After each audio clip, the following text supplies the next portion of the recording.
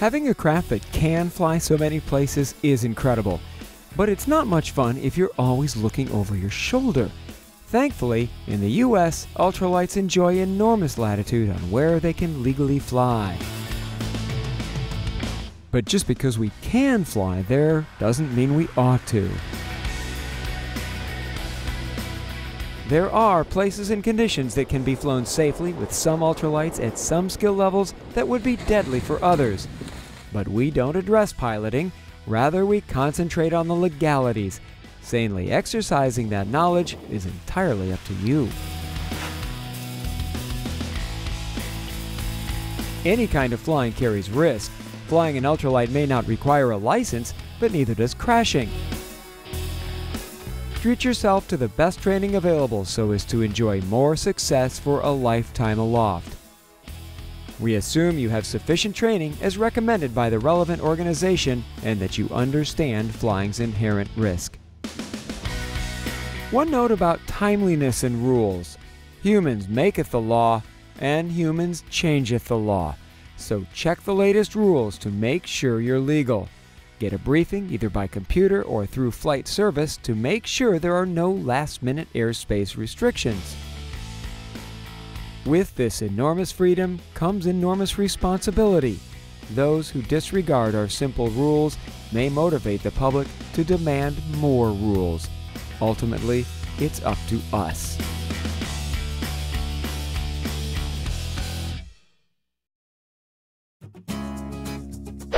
Here is some terminology and basics that will be helpful later.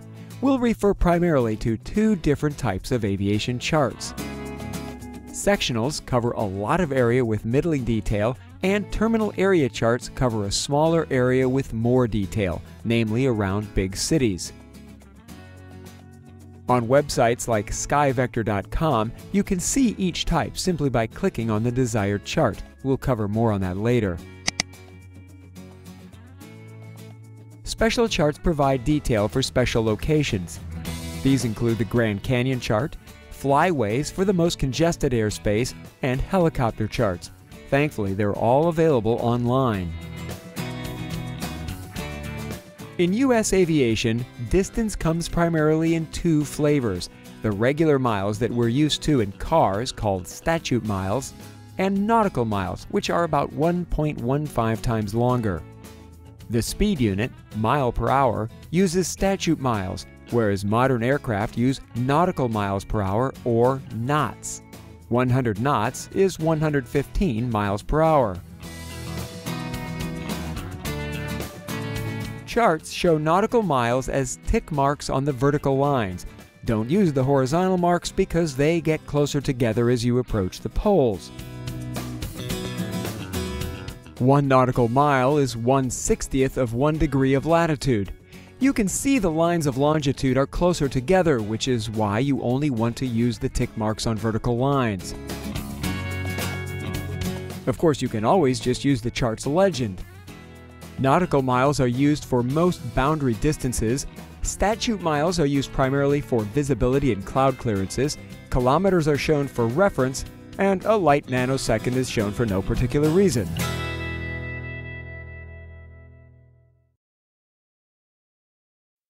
A bit about altitude. Yes, it's height, but there are some important flavors. One major distinction is whether it's above ground level, AGL, or above mean sea level, MSL. This matters because many airspace limits usually reference MSL, while a few others reference AGL. Pressure altimeters, the most common type, measure air pressure and display it as altitude, since air pressure decreases with height. But they cannot tell the difference between a low pressure area coming through or increasing height. So altimeters must be corrected for these pressure changes before each flight. Simply set it to the known elevation above sea level. Aircraft altimeters and some personal models may let you set the currently reported barometric pressure, which is handy if you don't know your current elevation. Atmospheric pressure decreases about 1 inch of mercury for each 1,000 foot of altitude gain. At sea level, the standard pressure is 29.92 inches of mercury. At 5,000-foot-high Albuquerque, the standard pressure is 24.92. But notice you never see that number, even on weather reports in Albuquerque. That's because the weather people correct it to sea level to be less confusing. Otherwise, you would need to do conversions to account for elevation. Math would be required. If you take off from sea level and climb up to 5,000 feet, the actual outside pressure will be 24.92. But your altimeter will read 5,000 feet, just as it would if you were parked on the Albuquerque airport. GPS altimeters don't have this error, since they use satellites instead of pressure. But they do have other errors, namely geometry, and the error can be up to several hundred feet. GPS calculates the distance from each satellite to resolve position. With at least 3 distances, it can tell your location, but the average angle to satellite is low. That means a small distance error produces a small lateral error, but a big vertical one. Most of the time, GPS altitude is within a couple hundred feet, but it could be much more. A good idea is to check your GPS with a known elevation before launching to have an idea of accuracy. Amazingly, ultralights can legally fly as high as 18,000 feet. But besides being extremely cold and oxygen poor, it's a dangerous place for traffic reasons. More on that later. Here's something of interest only to those wanting to fly really high. Probably only if they're seeking a world record. Altitudes are dealt with differently up here.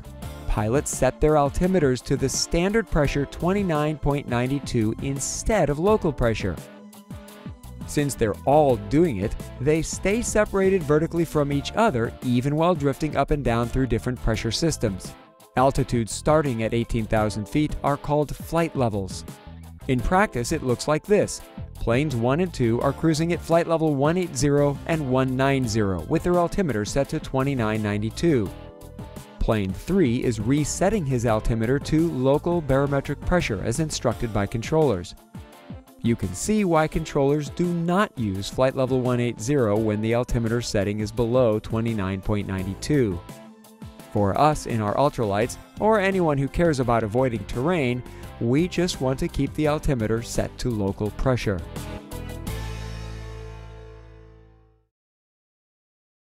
A note about limits. Rules necessarily use detail phrases like up to but not including and at or below, but we won't bother. That you can fly a foot below 18,000 feet but not at 18,000 feet is hardly worth the 12 seconds we just wasted on it.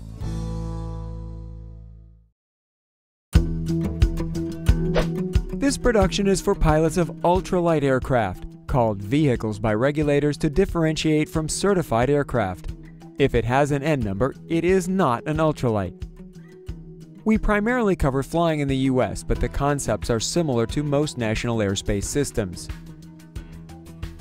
To qualify as an ultralight, the craft must meet weight, speed, and fuel requirements intended to limit risk to its sole occupant. But even with these restrictions, the craft are extremely diverse and capable. They include a broad range of flying contraptions. Non-powered ultralights must weigh less than 155 pounds. These include hang gliders and paragliders, which are typically launched from mountains or towed up. They seek rising air currents to stay up. Ultralight sailplanes, which may look just like their certified counterparts, can have nearly equivalent performance. Balloons are considered non-powered even if they have a burner for lift. Putting some amount of forward propulsion would allow the higher weight limit. Cluster balloons, which use helium, don't use a burner. Powered craft must weigh less than 254 pounds and have other limits. These include paramotors, powered parachutes, hang glider trikes, 3-axis control craft, and even lightweight helicopters have qualified. Basically, if you can build it light enough, you can probably fly it as an ultralight. All these craft follow the same beautifully brief rules that, along with airspace, we're going to cover. If you want to fly ultralights legally in the US, you've come to the right place.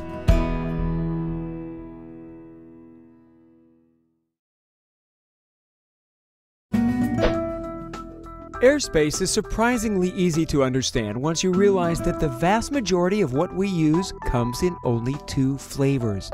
Class G from the surface to 1,200 feet with E overlaid. And the difference is mostly in visibility and cloud clearance. We can fly ultralights almost everywhere from an airspace perspective.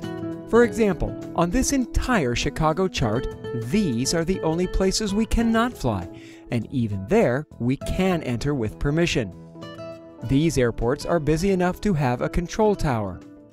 These airports are busy, but not quite enough to have a control tower, and getting permission to fly there is easy. They're an unusual case that we'll cover later. Also, many military areas that look off limits are either part-time or merely publicizing a military presence. We'll show how to find out which ones are restricted and when they're active. So we do have amazing freedom as ultralighters, but before blasting into an airliner-filled sky, we'll explore what's out there.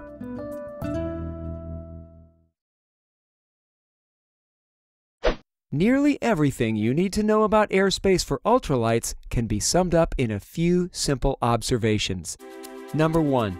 The US is covered almost entirely with G airspace from the surface to 1,200 feet AGL, and E airspace above up to 18,000 MSL. G down here, E up here.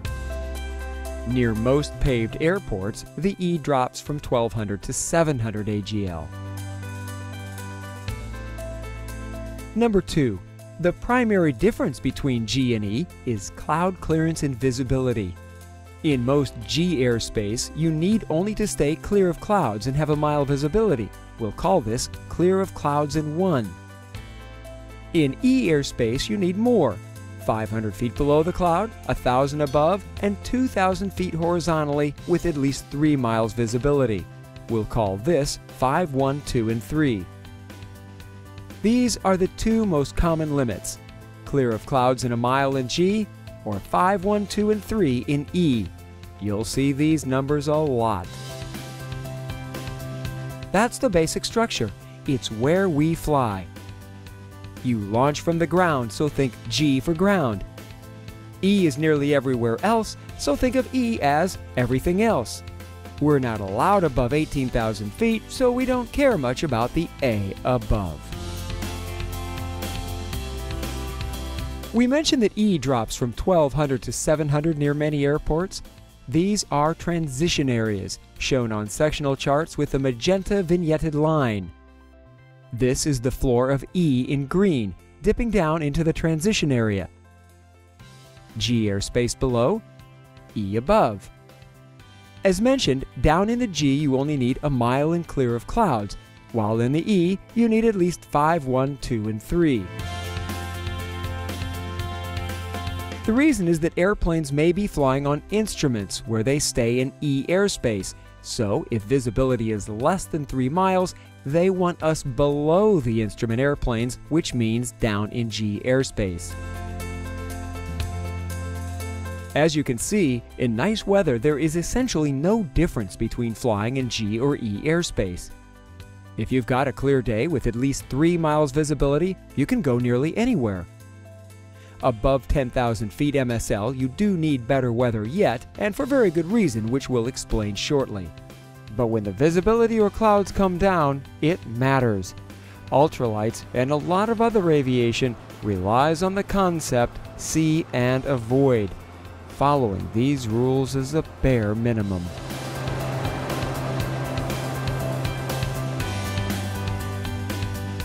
And that's the basics. Where we fly is G and E airspace. It's easy to get distracted by all the minutiae and miss this very simple point. We'll cover the minutiae, of course, but once you realize that it's mostly about these two bits with their visibility and cloud clearance requirements, you've got most of it down. The minutiae is important, make no mistake. If you bumble into a presidential flight restriction, it won't go well. The visibilities and cloud clearances we've described are frequently called Basic Visual Flight Rules, or VFR. A mile and clear of clouds down here, 5, 1, 2, and 3 up here.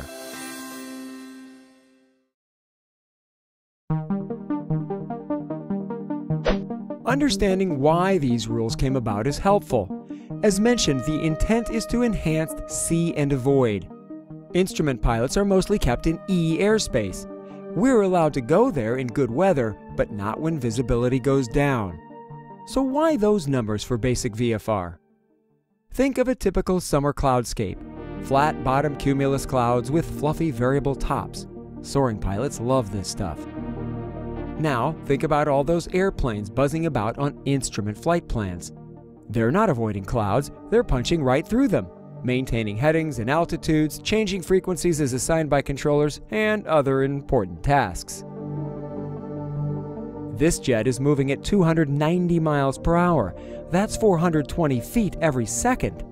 If you're 2,000 feet from the cloud, our minimum, and a jet pops out on a collision course, you'll need to see him, figure out which way to go, execute the maneuver, and hope to get out of his way, all in 5 seconds. Even if you succeed, there's the wake to contend with. Your odds dwindle if he's behind you or you don't see him, because now you're relying on him to see you. Jet pilots, I'm afraid, aren't always searching for ultralights near as much as we'd like to think. Worse yet, we are completely invisible to their air traffic warning systems. You can see why this horizontal distance is barely enough. Equally important, you can see why flying with less than this clearance, or worse yet being in the cloud, is a really bad plan. It risks your life, the airplane's occupants, and really all of ultralighting. Probably the best way to end our freedoms is to make headlines by colliding with an airliner. Our best defense is to avoid being where they're likely to be. Next best is ensuring we have time to react.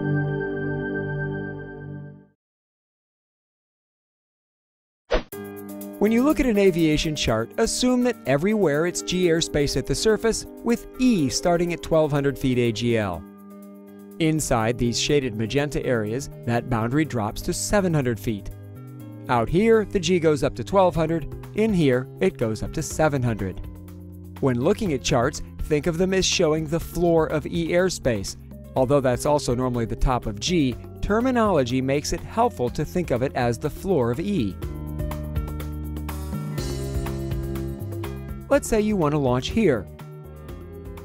Like nearly everywhere, it's G airspace up to 700 feet with E above. You need a mile and clear of clouds at launch, then above 700 feet AGL, 5, 1, 2, and 3.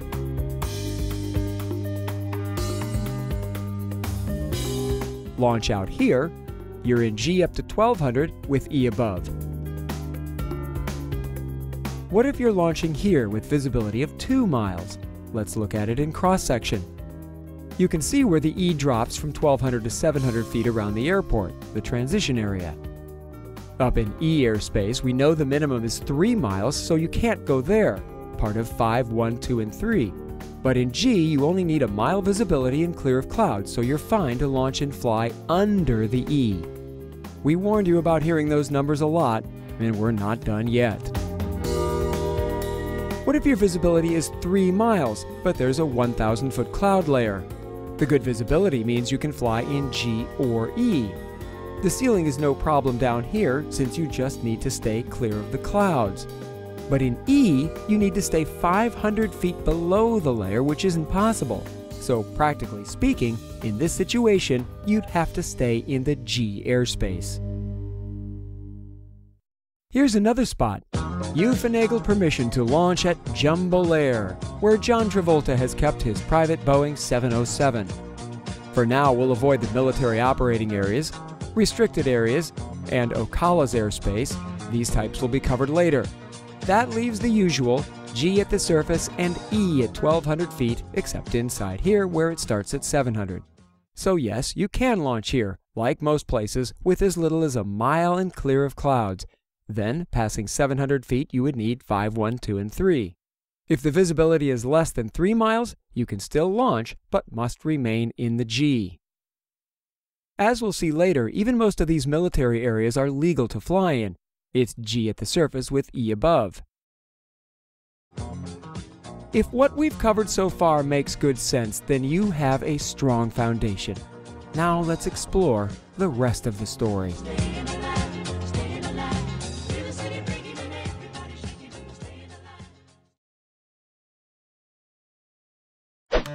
Most of the following airspace requires permission. We can fly there, but we'll first need to talk with someone either in person, via phone, or possibly via aircraft radio. As mentioned, charted airspace altitudes are nearly always given with respect to mean sea level, MSL.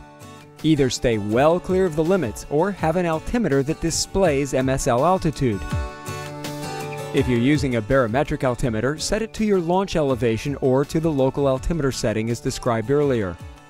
Most watch altimeters with 50-foot or better resolution are accurate enough. There are several ways to get your launch elevation. If you're taking off from an airport, elevation is on the airport block. Notice that it's italicized. Where italic and non-italic heights are combined, italics usually denote height above sea level. Here is an obstruction. The italicized number is its MSL height. This is its height above the ground. You can use these figures to figure your launch site elevation by subtracting out the ground height. Also, if you've got access to Google Earth, mouse over your launch spot to see its height above sea level, better known as elevation.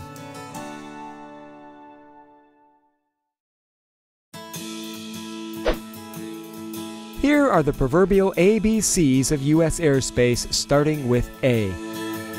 Think A for above, since it's the airspace above 18,000 feet and is off limits to us. Besides permission, you'd have to be on an instrument flight plan, which is not allowed for ultralights. If you insist on climbing the heights, such as attempting a world time to climb record or just a climb record, it would be a good idea to let the appropriate controllers know. Plus, you can get special clearance to climb higher with all the appropriate conditions in place.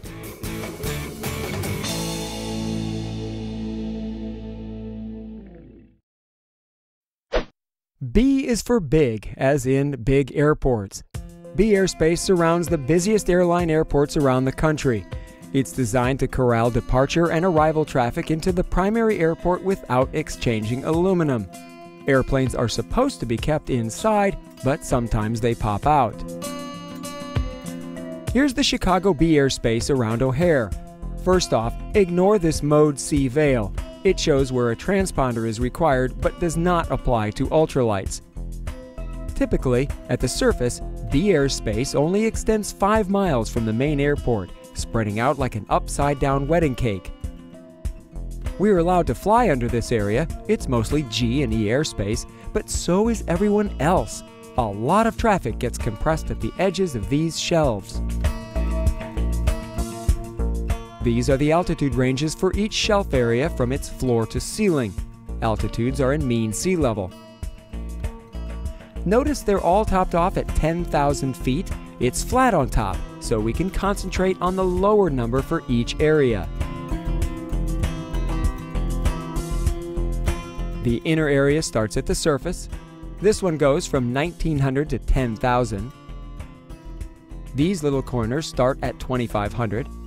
Here it starts at 3,000. This is the biggest area, going up from 3,600, and an eastern extension starts at 4,000 feet along with the western extension. Everywhere outside of the central part is usually G airspace up to 7 or 1,200 with E airspace above, up to the floor of the B. Here's what that looks like in the Chicago area. There are a lot of airports around here, which is why the GE boundary is mostly at 700 feet. So you only need a mile and clear of clouds when launching, then above 700 feet, 5, 1, 2, and 3. 500 feet below, 1,000 feet above, 2,000 feet horizontally, and 3 miles visibility. Basic VFR. Chicago offers even more fun with this little growth adorning the airscape. Let's see what that's all about. Class C airspace is a smaller version of B that serves less busy airports.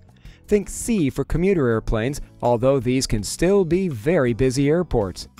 Chicago's Midway is a good example. As you can see, there is a lot more going on here than commuter flights, but it's still only surrounded by C airspace. In this case, the center goes from ground level to the overlying B of O'Hare. That's why the T for top. The outer ring goes from 1,900 feet to the overlying B. In this combined view, you can see that Chicago looks daunting to fly around. But notice that only these areas are off limits. So, from an airspace perspective, you can fly most of the area. Other rules apply, namely about congested areas, but later we'll show how you can legally fly in what might otherwise seem congested. So sea airspace is smaller, usually with only 2 layers, and slightly less restrictive, but still potentially very busy. Practically speaking, to us it's no different than B. Here is a more typical example, Champaign, Illinois. The only area we cannot launch from is this surface up to 4,800 MSL. In here, the sea doesn't start until 2,000 feet and 2,400 in here. Besides airline traffic, there are lots of small aircraft flying around the edges visually and just below the shelves. They aren't talking to the controllers, nor do they need to be. While we can legally fly here, it deserves great vigilance. Again, remember that airspace altitudes on charts, including B, C, and D, are MSL.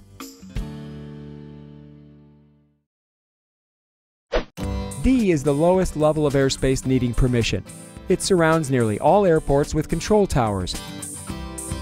Classes of airspace do not overlap, so even though there's a tower at the center of B and C, there is no D. But there are many hundreds of smaller airports that only have a control tower and surrounding D. Like A, B, and C, you must have permission to enter. Some control towers are part-time. With the tower closed, its airspace normally reverts to whatever it was outside the D. Usually that's G up to 700 feet with E above. There may be exceptions though. Details are in the airport facility directory. That's online at faa.gov.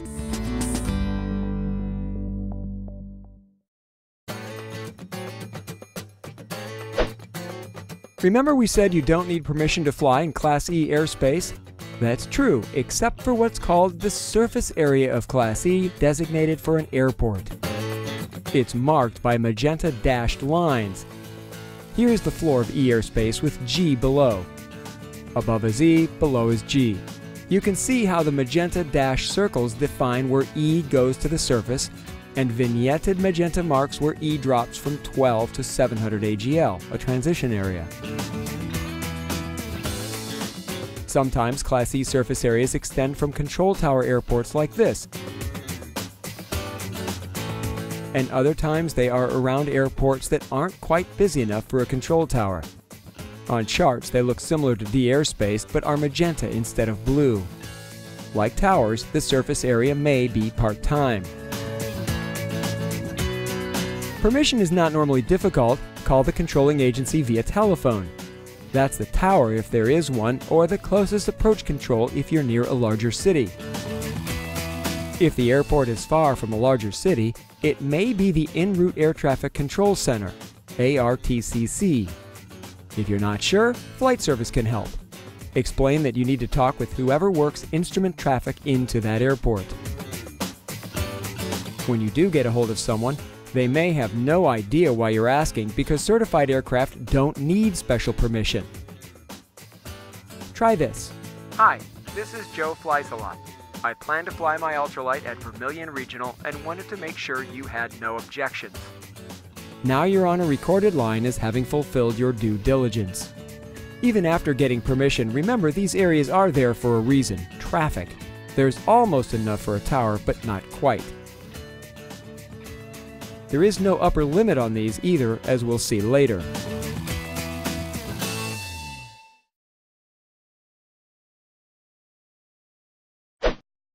A few airports that don't have quite enough traffic for sea airspace get terminal radar service areas. TERSAs, as they're known, appear as faded black lines using the same conventions as B and C airspace. In here, it's surfaced to 8,000 MSL, and in this shelf, it's 2,000 to 8,000. At their heart is always a controlled airport with D airspace, which, in this case, goes up to 3,200 MSL. The TERSA, which is advisory only, matches the D airspace outline at the surface, then spreads out. To complete the picture, here is the boundary between G and E. G up to green, E above.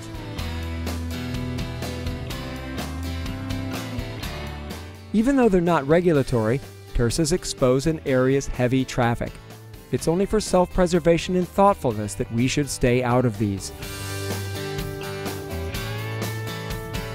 There are a very few control tower airports that have radar but no TERSA or C or B around them, only D. It's all in the airport facility directory.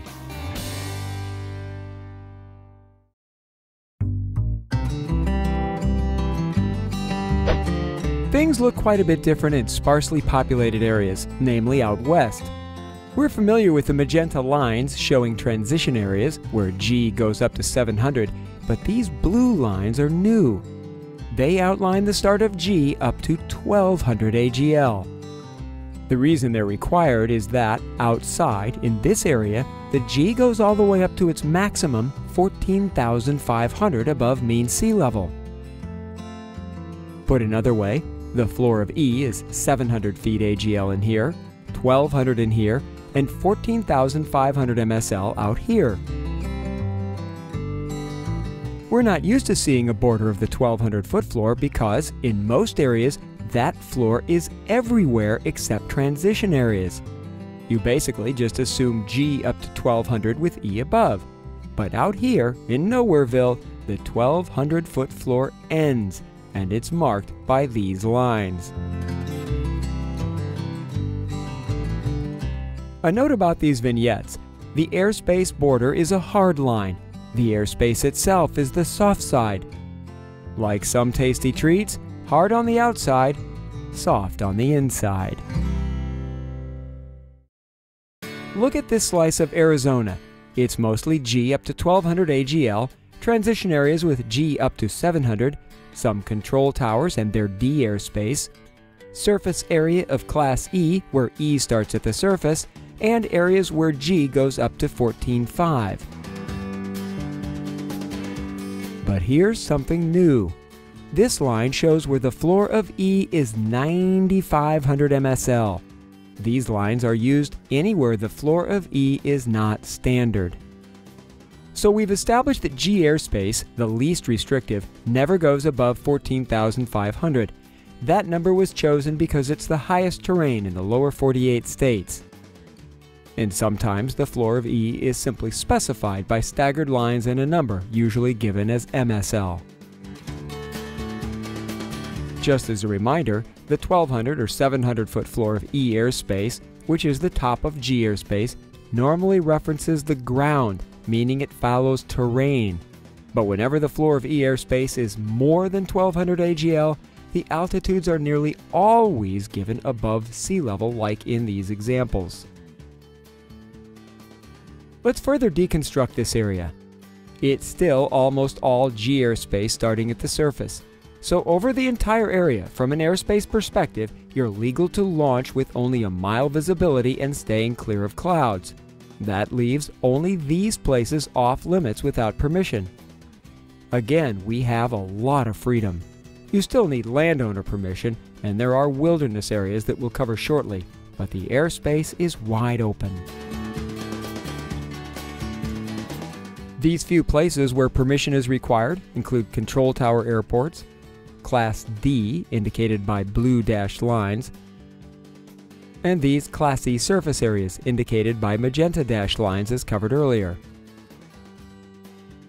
So the primary differences out here are the blue vignetted lines showing where E goes from a floor of 1,200 up to 14.5, and these alternating blue lines showing the floor of E in MSL. Here are some other examples where the floor of E is listed as a height above mean sea level. 9,500 we've seen. Here the E starts at 10,500. Here it's 11,700. And here it's 12,000 MSL. Notice again there's a hard edge and a soft edge. The soft edge always means a lowering of E airspace. So in this case, E drops from 14.5 down to 1,200 AGL. Here's another case. We know that inside this line, E drops from 14.5.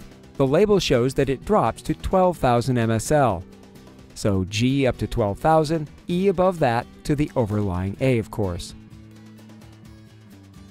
Sometimes the floor of E is marked in AGL, as in this example near Pendleton, Oregon, where it's 1,700 AGL. So it's G airspace from the ground to 1,700 AGL, then E above up to 18,000.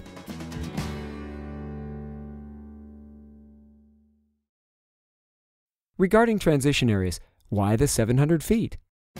Let's look at the instrument approaches for La Grande, Oregon. The first one is based on an old technology that would leave pilots wandering about chasing a schizophrenic needle. No doubt that's why the area is so big.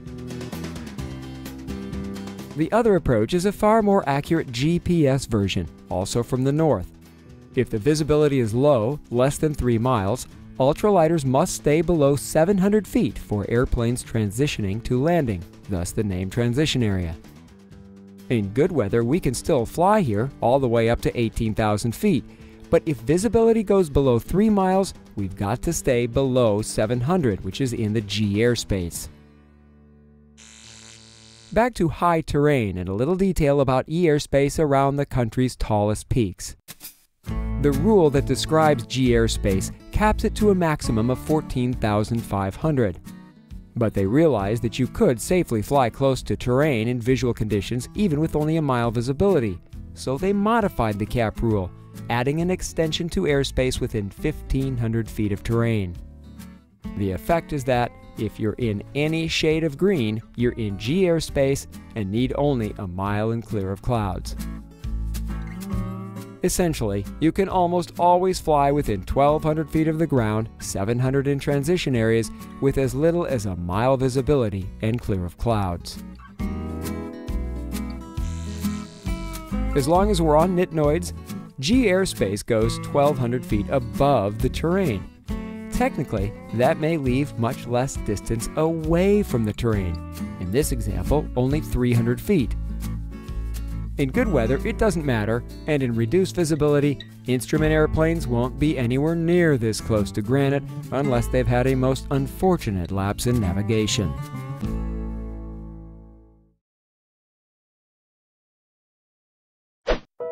One important requirement not marked on charts is the need for higher visibility in cloud clearances above 10,000 feet MSL. It only applies if you're more than 1,200 feet above the terrain. This is worth remembering if you plan to fly above 10. Whether in G or E airspace, you must stay at least 1,000 feet above, 1,000 feet below, and 1 mile away from any cloud while keeping at least 5 miles visibility. 1, 1, 1, and 5. Naturally, this comes up more often in high terrain. So why the extra margins? 2 reasons. Primarily, airplanes have no speed limit above 10,000 feet. It's common that jets accelerate to over 400 miles per hour reaching that altitude. Secondly, air gets thinner the higher you go. Airplanes fly by pushing air down, and up high they need more speed to push with the same force. So an airplane indicating 350 miles per hour up high is actually going over 400 miles per hour through the air. Higher up means more speed. At 400 miles per hour, this jet is chewing up 580 feet every second. So even a mile away, you're only 9 seconds to impact. Remember, if 2 steady-state craft are on a collision course, neither one sees any relative motion, making it that much harder to see each other. And if you don't see the jet, you're counting on him to be looking out the window, pick you out of the background, recognizing you as a threat, doing something, and having the aircraft respond, all in 9 seconds. and it's likely that he won't even see you for several of those precious seconds. Reality is that jet pilots are not looking out the window anywhere near as much as we would like to think, especially during the busy departure and arrival times. And they have no electronics that show us. Their traffic displays work only with aircraft having a transponder or other special equipment. We are electronically invisible. You can see why higher cloud clearance and visibility up high makes so much sense. The 1, 1, 1, and 5 requirement is a bare minimum.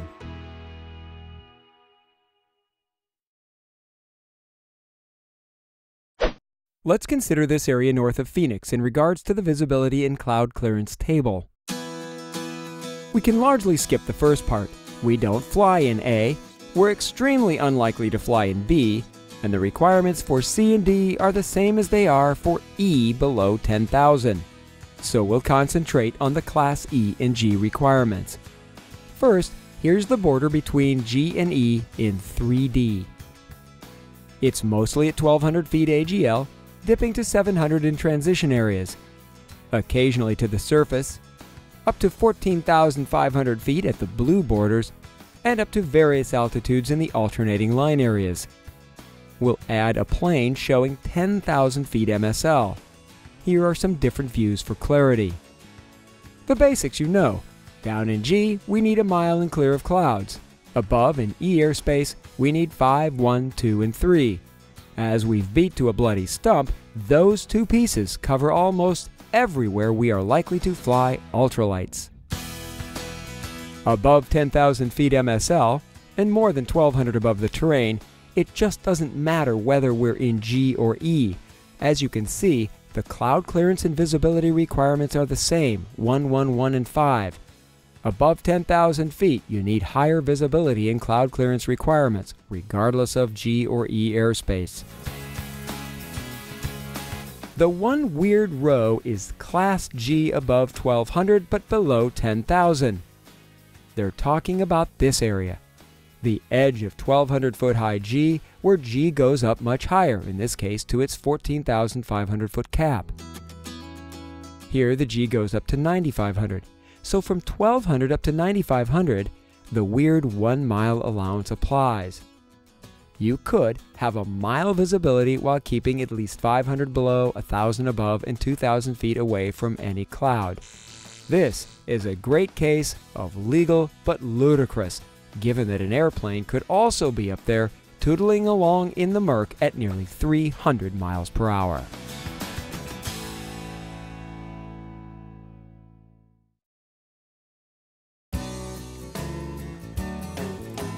Wilderness areas are strange in that compliance is mostly voluntary. Pilots are requested to fly above a minimum altitude in areas marked with a blue or magenta dotted line. They usually want at least 2,000 feet above any terrain within 1,000 feet of your flight path. Some wildlife areas are far more regulated, like the Grand Canyon. They may have their own charts describing requirements and special procedures. You can fly in the Grand Canyon, for example, but must stay way above or comply with special rules and flyways. Other regulations, not from the FAA, prohibit disturbing wildlife. They are not regulating airspace so much as they are defining what constitutes disturbance.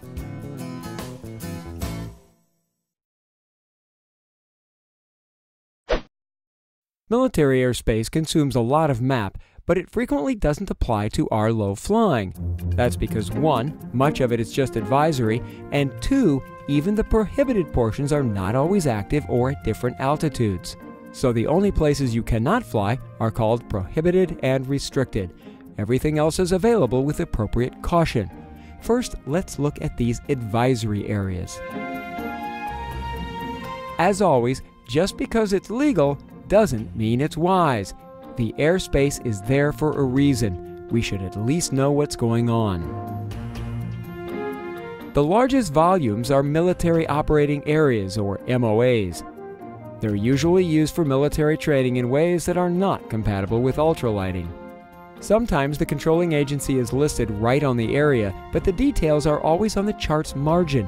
Here you'll find the name, altitude, time of use, controlling agency, and frequencies for those with an aircraft radio. Notice the altitudes. They range from not a factor to being all-inclusive. Warning areas are offshore spaces that may be extraordinarily risky places to aviate. So even though they're advisory, a call would be in order. These would be restricted if not for being off the coast.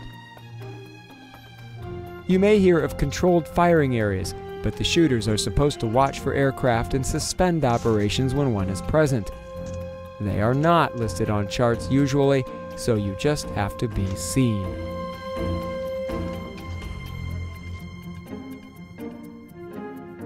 Military training routes appear as thin gray lines on sectional charts, frequently with arrows indicating their typical direction of flight. Instrument routes will be flown in all kinds of weather, whereas visual routes are reserved for good weather. So if you're flying about in 1 mile muck, mind the instrument routes instead of the visual ones. In nice weather, avoid lingering in either type, especially if you're flying something with little radar signature. According to NORAD, we won't show up on their radar, so don't think they'll have any idea you're there. Aircraft flying these routes are allowed to fly fast, up to 500 miles per hour, and may be almost down to the deck. If you're crossing one of these routes, do so quickly by flying perpendicular. There's no place to linger. A great website that shows military training routes in airspace, including whether they're active or not, is seeandavoid.org. Their goal is reducing collision risk, which works for us too. Special military activity areas are there for various military pursuits. The floor is given as a height above ground level, and the ceiling is listed above sea level. This one is part of Nevada's bustling military testing and training complex. It's near where they house the aliens. Find out when these are active by calling flight service and referencing the closest airport. A few areas are sensitive but not prohibited, like this one near Pasco, Washington. Pilots are requested, meaning that anyone loitering here will likely attract unwanted attention. All those previous areas were advisory. You can legally fly in them without getting permission.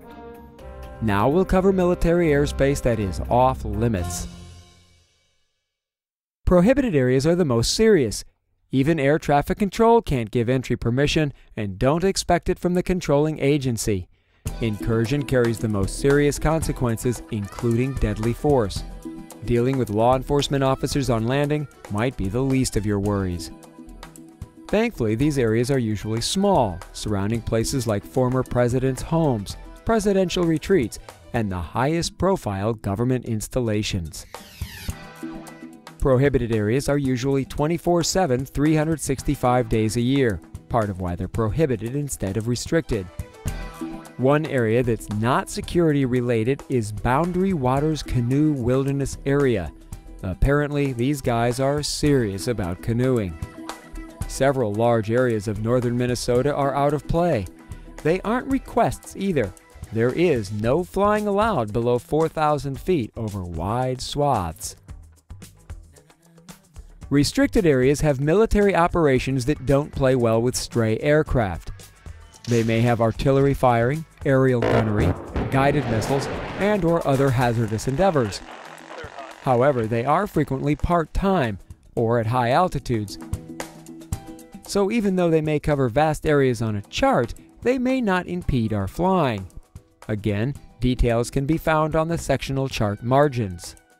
In this example, northwest of Las Vegas, restricted areas cover vast swaths of prime flying terrain, but surprisingly, we can legally fly over these swaths in the evening. There are some notes that certainly suggest great caution be exercised, but it seems if you want to go traipsing amongst the possibly live ordnance, have at it. Some areas don't fall neatly in any category, but are restricted just the same. This one is associated with Luke Air Force Base near Phoenix. Much like B airspace, there are different shelves. This area starts at the surface and goes up to 6,000 feet MSL. This one only goes up to 4,000. This area is from 3 to 6, and this one from 3 to 4. You can fly under them. No times are listed, so this airspace is restricted full time. A general rule of thumb for military airspace is that if it's marked in blue, it's more restrictive, much like how blue airports have towers and more control than magenta airports. Prohibited and restricted airspace where we cannot go is in blue, while advisory airspace is mostly in magenta. An exception is warning areas that would be restricted if not for being offshore. They're blue to indicate that level of risk. Wilderness areas are another exception to this convention. As we've seen, the blue dotted lines outline requests, whereas magenta dotted lines are mandatory.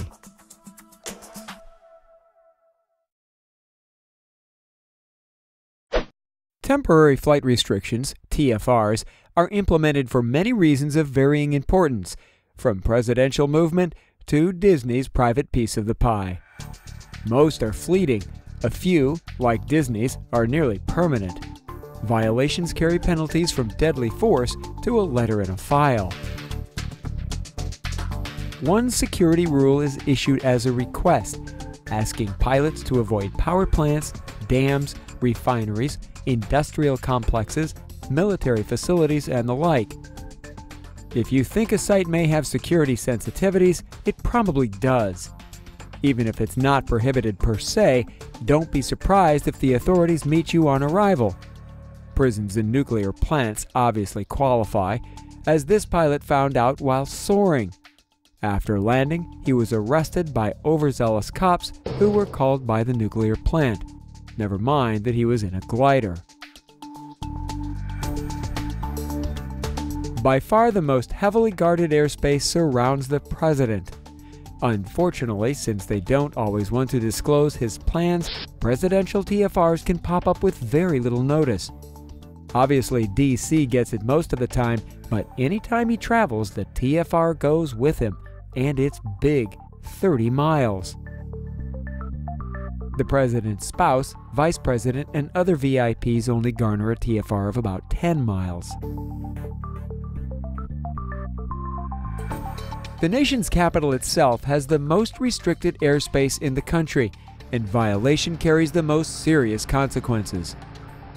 Entering its air defense identification zone without appropriate permission will likely bring you company, a military intercept. That in itself may be dangerous, but if they think you're a real threat, your flight may quickly become abbreviated. An officer from NORAD has more. Many times pilots don't have radios or are not talking on the radio because they're pure VFR. And if that's the case, then NORAD may have to scramble fighters from the ground, or in some cases, fighters will already be airborne depending on the event, and they will actually intercept the airplane. They will come up next to the airplane on the left-hand side. I know ultralights are very slow, so this would be a two-fighter airplane process for an ultralight, and just get that airplane's attention by rocking its wings and possibly dropping flares. Then the fighter will turn in the direction it wants the airplane to leave the airspace, usually the shortest direction to the border. And once the airplane leaves the TFR, NORAD's job is basically done. And the FAA will try to find out who that pilot is by either tail number or identifying where it lands. And that pilot may be interviewed by law enforcement or Secret Service, depending on how egregious the violation was. Intercept procedures are beyond our scope, but basically, if you have an aircraft radio, go to 121.5 and comply with the instructions. If you see instructions on an LED scrolling signboard, comply. If the intercepting aircraft, probably a helicopter, is making a shallow turn, he wants you to go in that direction. Be mindful of his wake and follow. Just to fly within 60 nautical miles of DC requires special training, even in an ultralight. Once completed, you can fly between 30 and 60 nautical miles. To fly within 30 miles requires a bunch of other stuff, including a radio, transponder, and special procedures. The radio to talk with air traffic control, and the transponder to identify you easily on radar with an assigned 4-digit code. The online course takes about an hour and has a 20-question test at the end. Go to www.faasafety.gov, then click on Online Courses. There is also special equipment and training required to fly up the Hudson or East Rivers in New York City. This is not ultralight-friendly airspace. It's certainly possible to fly ultralights, we'll even cover it later, but you must understand the airspace.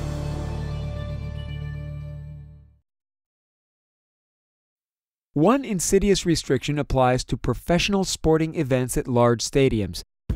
Unlike most TFRs, which are published with dates, effective times, and altitudes, these are not. Instead, the restriction prohibits flying near most major sporting events without naming them specifically.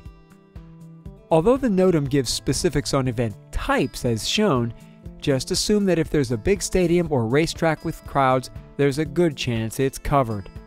And it's entirely up to you to know where these are. They're not on any FAA website, nor does Flight Service know about them. Racetracks are a concern since they tend to be in open areas where we like to fly. Here's the Chicago Raceway on Google Earth. That's nice ultralight flying. Also, be leery of charted position. Here it is with the terminal area chart overlaid. Notice how the racetrack symbol is off by over a mile. Here it is with the sectional, and the symbol is off in a different direction. Your best bet is to give at least a 3-mile wide berth to the edge of any restricted sporting event.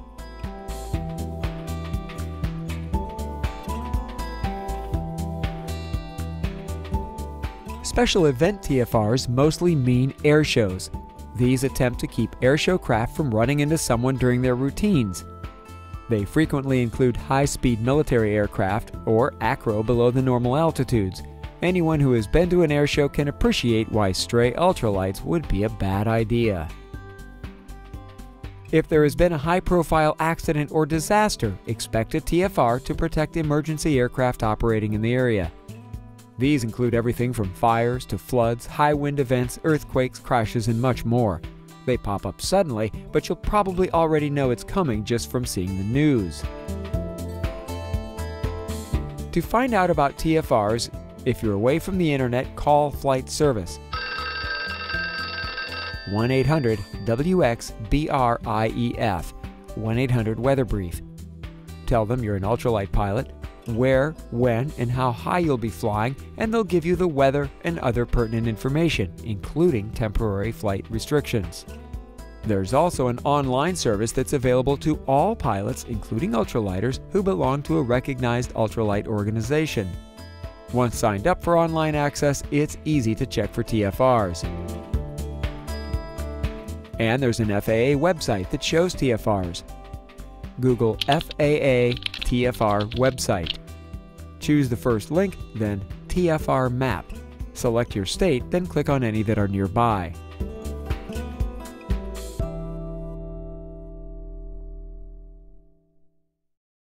Now that we understand the airspace, how do we see it? The primary resources are sectional charts that cover a lot of area with middling detail, and terminal area charts, shown in purple here, that cover the busiest airports with more detail. Far less common are world aeronautical charts that cover a large area with little detail. As we've covered, the most convenient way to use any chart is online. They're current, cover the entire country, don't require figuring out which chart to use, and best of all, they're free. Skyvector.com is a good example. Enter an airport identifier near your location, hit enter, then zoom and pan as needed. If you don't know the closest airport, choose the closest big airport that you do know and pan from there. A great tool for finding where you are is Google Earth's chart overlays. Here's one method to use it, this one from chartbundle.com. First, load the charts by clicking on the download button.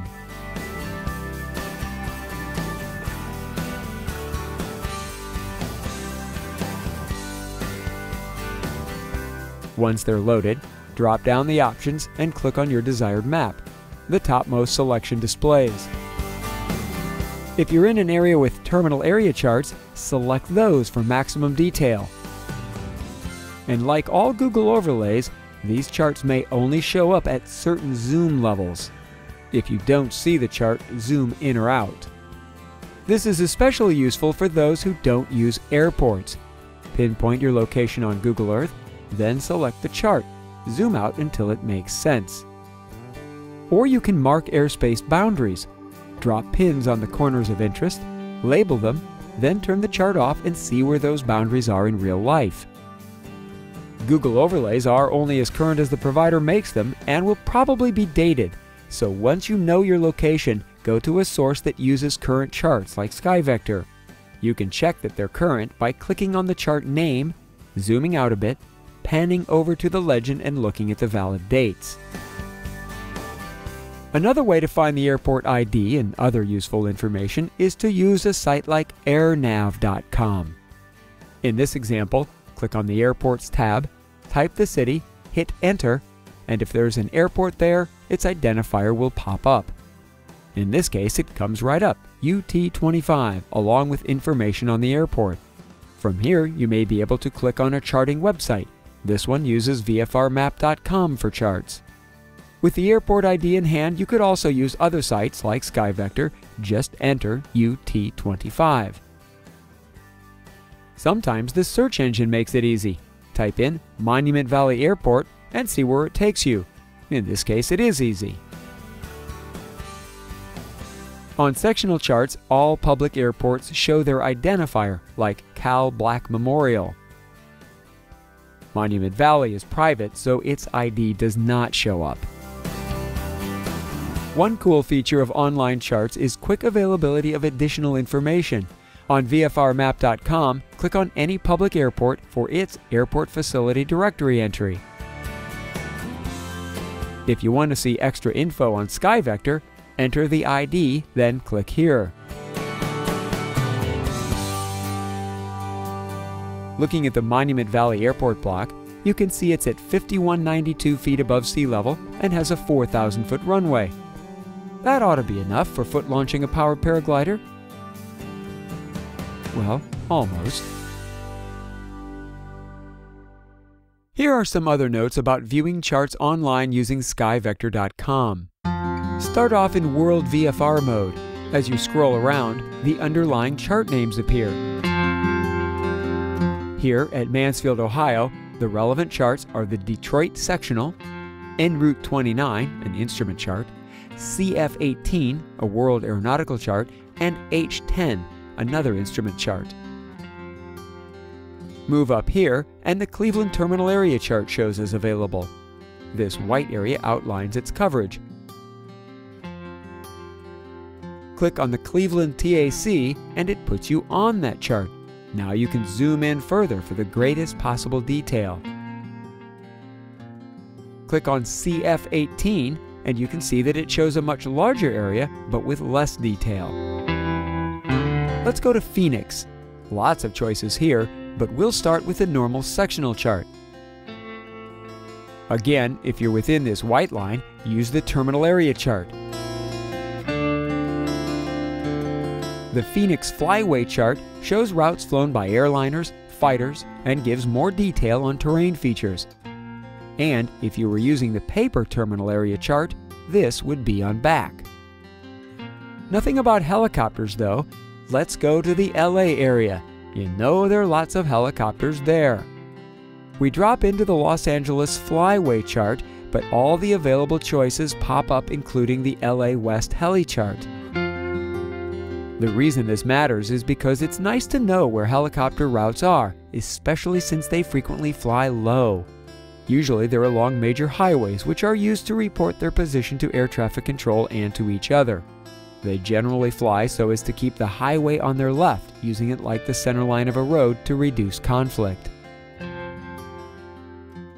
Paper charts are easier in some ways because you can spread them out, but they expire every 6 months and need to be current so restricted areas are properly depicted. Check the date block to be sure. You can order paper charts online or walk into some airports, although they are getting harder to find as electronic methods take over. One bonus to paper charts: old ones do make great gift wrap.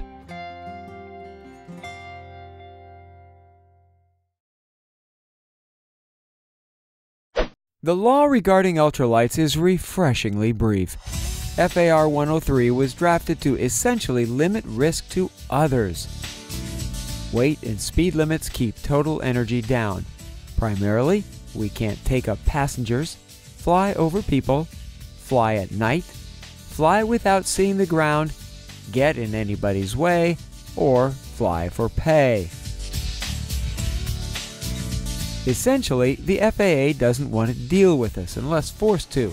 But if we, either individually or collectively, annoy or injure enough people, they will be compelled to act. Like it or not, that's how freedoms disappear. Laws are essentially society defining the borders between people's rights. If society thinks someone's right to a nice peaceful afternoon is infringed by your right to fly, expect more laws. That's why it's incumbent on us to be respectful, not just following the law, but minimizing our impact so as to avoid more laws. Laws that are almost always indiscriminate. We have amazing freedoms. It's up to us to keep it that way. Two documents that help us understand FAR 103 are its preamble on how the rule came to be and Advisory Circular 1037, detailing the FAA's interpretation of the rule.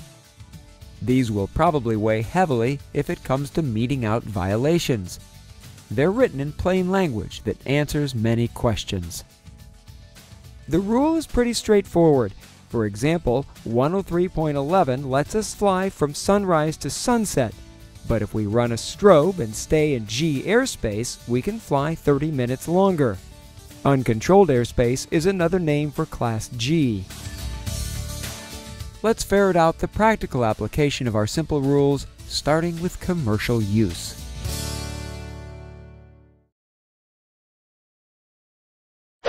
This question comes up a lot, usually by someone wanting to turn their hobby into a job or at least offset its cost. 103.1b stipulates that our flying must be for recreation or sport purposes only. So your test is not about making money, it's whether or not the flight is for recreation or sport. AC 103-7 does make it clear that you can't get paid for flying unless you're doing tandem instruction, which we'll cover later. Payment includes money, freebies, discounts, or any other benefits. The circular lists some specific examples of operations that violate the rule, but mostly if you're doing a flight for some purpose other than out having fun, it's probably out of bounds. Here are some of the tests. Are you performing a task like advertising, patrolling, inspecting, photography, etc.? Does your ultralight have attachments that perform a task? Are you receiving any compensation? The circular lists examples that are pretty clearly beyond 103, but there are still gray areas. For example, what if you're not getting paid and you just offer to take a picture of the landowner's home or business?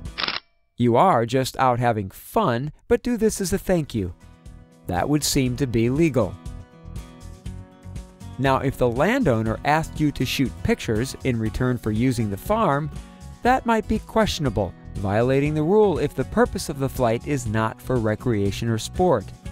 But you're ultimately doing it all for recreation. That's what makes it a gray area. As with most things, it comes in degrees. Courts will determine whether your shade of gray constitutes their shade of black. If a golf course owner offers you free greens fees for taking video of each hole, the filming flights will not likely be seen as recreational. Anytime someone is telling you where or when to fly, the FAA will almost certainly deem it as non-recreational. Here's what you can do regarding compensation. You can rent out your ultralight. You can win prizes from placing in competitive flying events. This one is near and dear to my heart. You can author books or produce videos about flying ultralights. But even this is gray. Was the purpose of the flights for recreation? I obviously contend they were. If you were paid by a producer to fly in a TV show, that might not qualify. But if you were the TV show's producer, following a pilot around on adventures he would have had anyway, that would be legal. If you were a show's main character and chose to fly an ultralight as part of the show, that's questionable because the purpose of the flight may not be for sport or recreation. The only way you can really get paid to fly is by doing tandem training. Part 103 limits us to solo flying, but recognizes that teaching someone how to fly before they solo has some rather obvious benefits. You must be an instructor operating under an exemption. These are maintained by ultralight organizations with certified training programs. Exemptions may limit tandem launching on wheels. Check the organization's website. For example, tandem aerotow hang glider launches on wheels are allowed, but not for most other ultralight types. You can fly solo with wheels, of course, but not for tandem training. It must be foot-launched. If you want to fly a passenger with wheels, then your only legal option is to become a sport pilot or higher and fly a certified aircraft.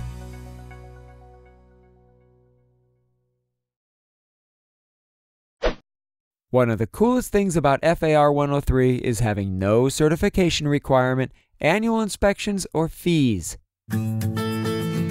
Legally, training isn't even required, although most people realize how foolish it is to skimp.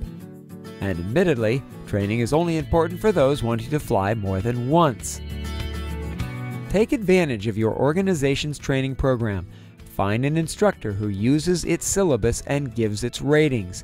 These programs are all voluntary, but competent, educated, and considerate pilots will go a long way to keeping it that way.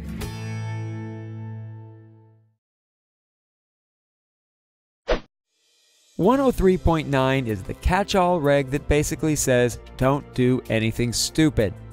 But it's only considered stupid if it endangers someone else. If you want to pound in yourself, that's fine. Just don't risk someone else or their property.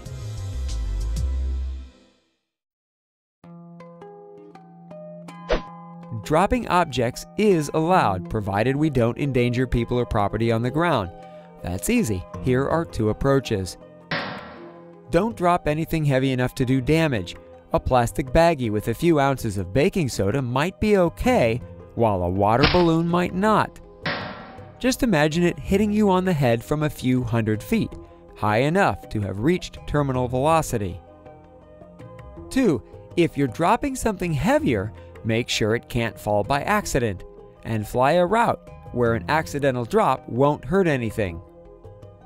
If you're dropping something with a parachute, do it understanding that the parachute might fail. Right-of-way is simple. We must give way to all certified aircraft and avoid being a collision risk. Largely, that means avoiding where they're likely to be. It doesn't mean never flying near them. It means increased vigilance in their vicinity and avoiding their heaviest flight paths. For example, don't loiter on the final approach to an airport's active runway. Another good example is crossing a runway. You want to avoid flying where aircraft are likely to be. 300 to 500 feet over the runway center is a good place. Unfortunately, airport managers may have other preferences, and sadly, they may ask us to fly 800 plus feet over when crossing a runway, which actually puts us at increased risk. And powered ultralights must give way to unpowered ultralights. If someone is soaring or practicing power-off landings in an ultralight, they have the right of way if you're on power.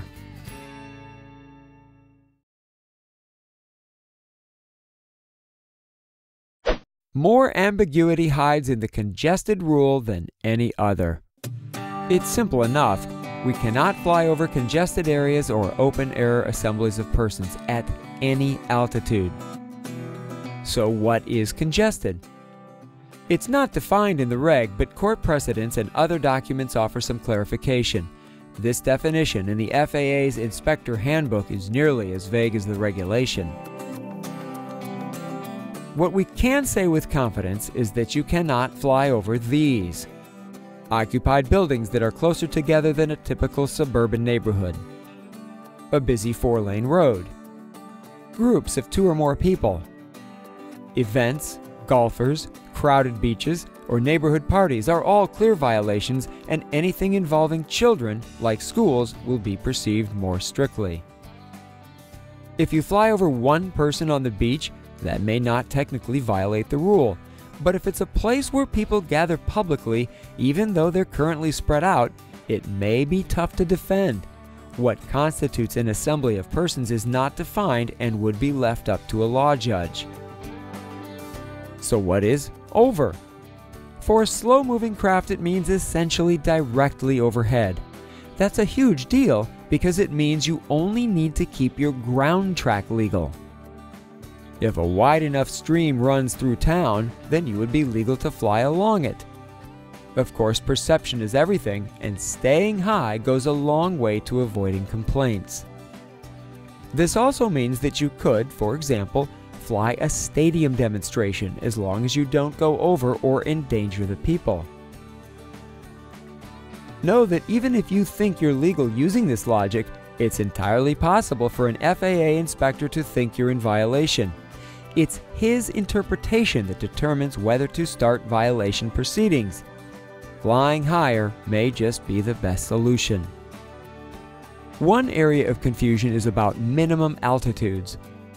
Certified aircraft can fly over congested areas but must maintain at least 1,000 feet. They also have to stay at least 500 feet from any man-made object except for takeoff and landing. Thankfully, none of that applies to us. As mentioned earlier, there is no altitude that allows us to fly over congested areas, but fortunately, there is also no rule that says we must stay 500 feet from anything.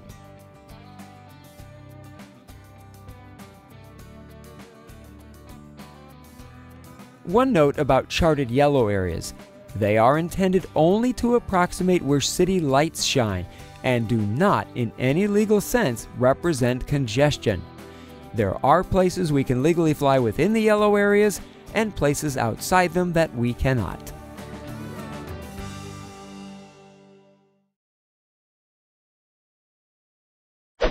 FAR 103.20 is the only place that tells us we have to follow any other aviation regulation. It was put in place after 9/11 to keep us out of the newly created temporary flight restrictions, or TFRs.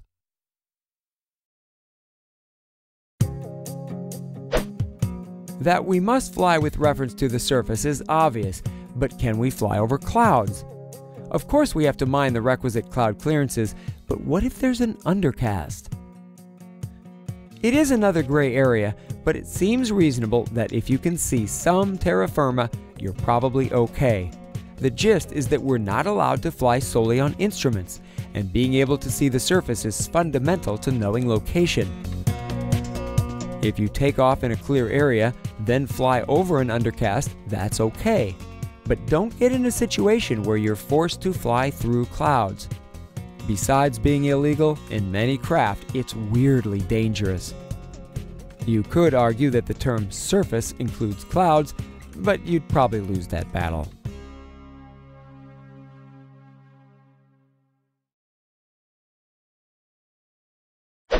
The FAA has two primary sticks for enforcement: fines and certificate action. Since most ultralight pilots don't have certificates, that leaves fines. Equipment confiscations have proven rare, although it's possible. Here are some thoughts about violations. The primary way to get violated is a complaint from the public. The police are called, an officer shows up, files a report, gives it to the FAA, who assigns an inspector to your case, and then once that paperwork train has left the station, it's hard to stop. If they think there's merit, they'll send you a letter asking for information on the flight. Your response to this letter is important. Be polite, be brief, but don't admit to anything. In other words, don't hang yourself. For example, yes, I flew my ultralight on this date from this time there in accordance with FAR 103. Be civil. In all likelihood, the inspector wants the path of least resistance. That means a verbal warning or possibly a letter in your file for 2 years. Don't become his mission. In the very unlikely event you are approached by an actual FAA inspector, be polite but volunteer very little. This is a good time to be familiar with the rules. An inspector or his designee is the only one who can inspect your ultralight for adherence to the rule. Here's an example. After landing, an FAA official approaches you, shows you his badge, and starts asking questions. You don't think you flew over any houses, and you were above 1,000 feet. If he asks, "How low were you over the houses?" your answer should be, "No, sir, I did not fly over any houses," versus, "I stayed 1,000 feet high while over the houses." While he probably won't know our rule, he can certainly go look it up. If he does, he'll see that you weren't allowed to fly over houses at any altitude. You've just tied your own noose. This is one good reason to know the rules. If not having violations is important, like for professional pilots, it may be appropriate to say nothing and lawyer up. The best way to avoid violations is to avoid attracting attention. You could be doing everything right, but someone, most likely the police, accuse you of something. How you doing? Good. Even if it's not a violation, be polite while explaining how you are following FAR 103. Having a chart is also helpful to further show that you know what you are doing. Some recommend not talking to the police, but it would be better if they were satisfied enough that you are operating legally so they don't file a report with the FAA. Especially avoid looking like you're endangering anybody. If you're cruising above 500 feet, you're all but invisible, and being so quiet that far away, it hardly appears dangerous to onlookers. The FAA does not have many inspectors, and they have bigger fish to fry. But when crowds are involved, the odds go up. For example, flying near a high school football or baseball game has landed several pilots on the FAA's radar.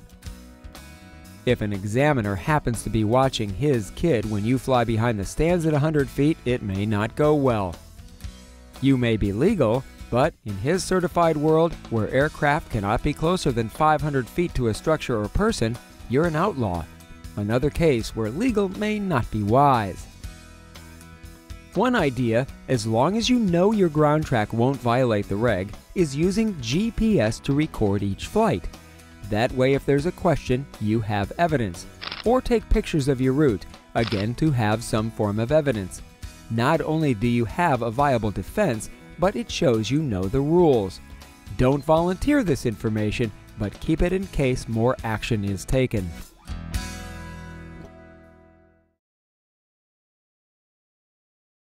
Although only the FAA regulates airspace, there are others who want a piece of the action, and no, it's not always legal.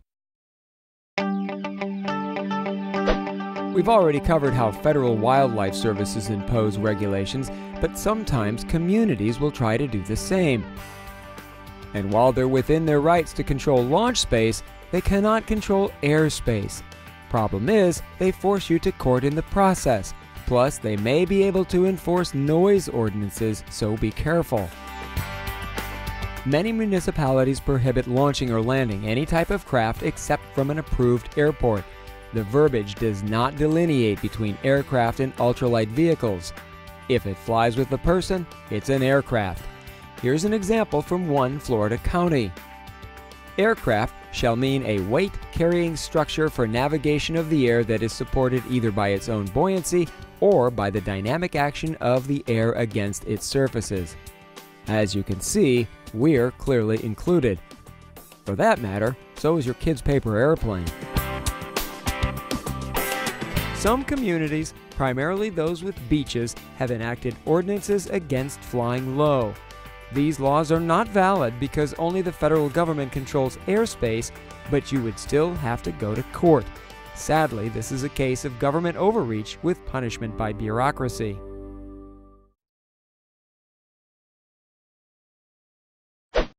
As with municipalities, a very few Native American tribes have tried to regulate airspace, and although they've lost in court, it has been expensive and inconvenient for the pilot.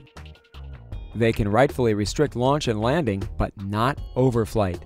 Again, it's enforcement of illegal laws by hassling people into compliance. These cases have mostly been in high-profile places like Monument Valley in the Grand Canyon. Another issue that comes up regards photography. Pilots have reportedly been asked for aerial photography fees in high-profile areas like Monument Valley. Instead of debating the validity of such requests, it would be better to keep a low profile and save the fight for when it really matters.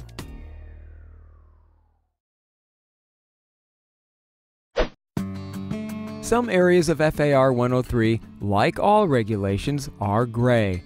We've already talked about the congested rule, but there are others. One is the prohibition of flying over the surface area of Class E designated for an airport. Does that include the extensions like this? Although it's not defined separately, it is pretty clearly designated for an airport. How high does it go? Technically, these surface areas only go up to the overlying airspace, usually E at 700 feet. But 103.17 does not reference the airspace itself, rather its lateral limits. That means there's no top, which takes it into outer space, something to be mindful of when ultralighting on Mars. Some pilots do suggest that it means only the airspace, which would let you, in good weather, overfly it above 700 feet. If you contact a regional FAA office, they may have an interpretation, but it may be different from another office. In this case, your safest bet is to get permission since it's likely very easy to get. There is a lot of gray elsewhere, and it's almost certain that the regular FAA officials don't know our rule. Stories abound about FAA inspectors telling ultralight pilots they were too low or too close because nearly every other type of aircraft has more strict requirements.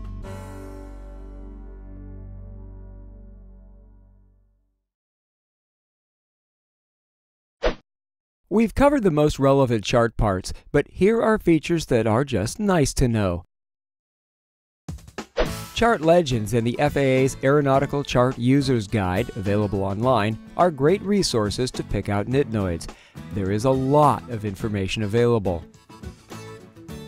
The basic chart legend is the same from chart to chart, but there may be local information like these VFR flyways. Usually it's detail that wouldn't fit on the chart itself. If you see something on the chart that you don't recognize, this legend is the first place to look. If it's not there, or you need even more detail, check out the AeroNav Aeronautical Chart User's Guide. It's available online for free as a PDF. The basic structure of all aeronautical charts involves latitude and longitude lines, lat-longs. Earth is conveniently divided into 90 degrees of north latitude, 90 degrees of south latitude, 180 degrees of west longitude, and 180 degrees of east longitude. On sectional charts, latitude and longitude lines are drawn every half degree. 1 degree has 60 minutes. Each minute of latitude equates to 1 nautical mile. That's only latitude though, when reading the tick marks going up and down as we covered earlier. Lines of longitude get closer together as you approach the poles. Think latitude for lateral and longitude as going the long way through the poles. You can see the structure here and how they're labeled. In the US, latitudes are north and longitudes are west. So coordinates of 46 degrees 52 minutes north latitude, 119 degrees 12 minutes west longitude is here. 46 degrees, 10, 20, 30, 40, 50, 52 minutes north. 119 degrees, 10, 12 minutes west. Each minute is further divided into, wait for it, 60 seconds. Sometimes lat-longs are given as degrees with decimals. You see this on Google Map products. The spot we just looked at would be 46.867 north latitude and 119.200 west longitude. Divide the minutes into 60 for the decimal portion. So 52 divided by 60 is 0.867, and 12 divided by 60 is 0.2. Inside each half-degree quadrangle is the maximum elevation figure in hundreds. 126 is 12,600 feet MSL. It's a nice to know, especially if you're going 200 plus miles per hour.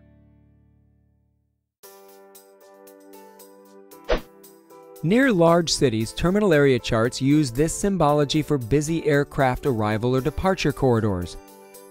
They're not shown on sectionals, only on the more detailed terminal charts. These instrument arrival and departure routes frequently include the relevant altitudes. In this case, traffic is descending from 17,000 to 7,000. Even though we can legally be there, it would be extraordinarily bad practice. Of course, heavy traffic flow occurs elsewhere, and that might not be charted. For example, jets departing Midway commonly get held down at 3,000 feet, which is below the B airspace. The B starts at 3,600 feet here, and this starts 4,000, so we can legally fly in this area if we're not over congested areas. But it would be a terrible idea. Staying low, around 500 feet, helps stay clear of traffic. Here's an example out in LA. You can see where aircraft pop out of the B airspace climbing from 4,000 feet. The B airspace starts at 5,000, so we can legally be there. Even if it weren't over the water, this would not be a good choice. Helicopters are another concern in big cities, especially since they twirl about at R altitudes. They fly all over, but do prefer certain routes which are marked on helicopter charts. We can look at them using skyvector.com as shown earlier.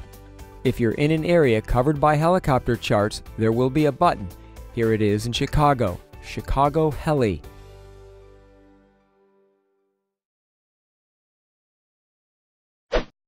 Longitude lines are drawn relative to true north, where the actual North Pole is, but aviation mostly uses magnetic north, what a compass points to.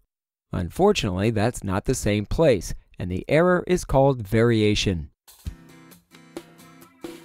Sectional charts show the error with isogonic lines. Here it's 16 degrees east. Pointing north with a magnetic compass will leave you looking 16 degrees east of true north.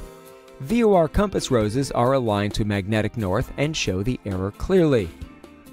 Magnetic north is pointing 16 degrees east of true north.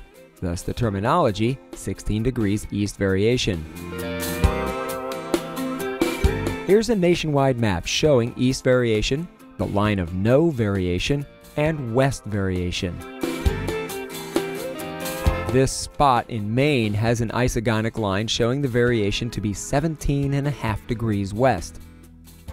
You can use the VOR rows to see that pointing north with a compass means that you'll be pointing 17.5 degrees west of true north.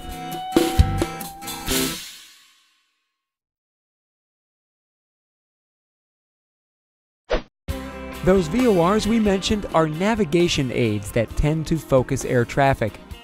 Even though GPS is replacing their navigation function, they still serve as waypoints, and general aviation pilots still practice instrument maneuvering near them. Information about the VORs is in nearby boxes. They anchor Victor airways that go from as low as 1,200 feet up to 18,000 MSL, although aircraft increasingly fly more direct routes using GPS. In areas with lots of general aviation training, traffic concentrates near VORs even more in the 2,000 to 5,000 foot range. Students practice holding and other instrument flying there.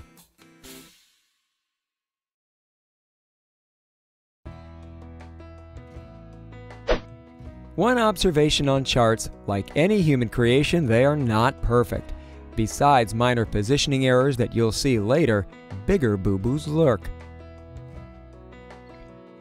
Here's the billing sectional. It's the usual stuff. This outline means the G goes all the way up to 14,500 in here. So this is all G up to 1,200. These are transition areas, meaning G only goes up to 700 AGL, and the dashed line here means there is no G. E airspace starts at the surface. That's all good. But look at this one. It obviously extends onto the next chart, Cheyenne. Here's that chart. Oops. We can only imagine they meant something like this. Thankfully, in this case, its effect is negligible.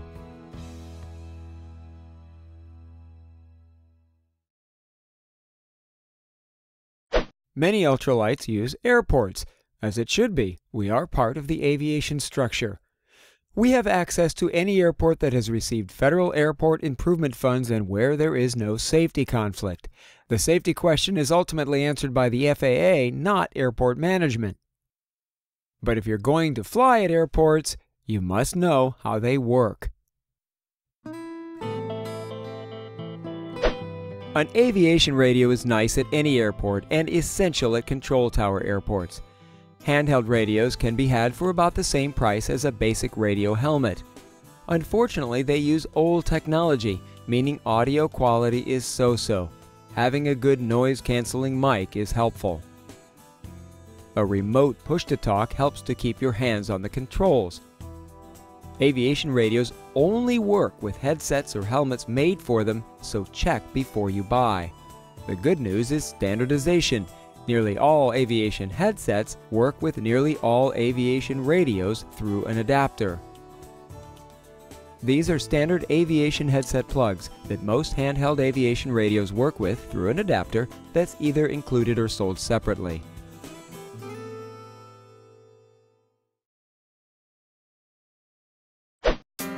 Runways are numbered according to the magnetic compass takeoff or landing direction. North is 360 or runway 36, east is 90 or runway 9, and so on. Since they're relative to magnetic north, the compass roses reflect runway headings nicely. Here, taking off on runway 36 looks skewed because of variation, but notice how well it lines up with the compass rose. Lat longs are oriented to true north. This isogonic line shows west variation of 17.5 degrees. That means magnetic north will be west of true north, which jibes with the compass rose. Think of west variation as counterclockwise because your magnetic headings are turned counterclockwise to true north. Here's a runway that looks like it should be 36, but the runway number is 2. What's up with that? The runway, which happens to line up to true north, has a magnetic heading of 20, which is why it's runway number 2. You can see this on the compass rose.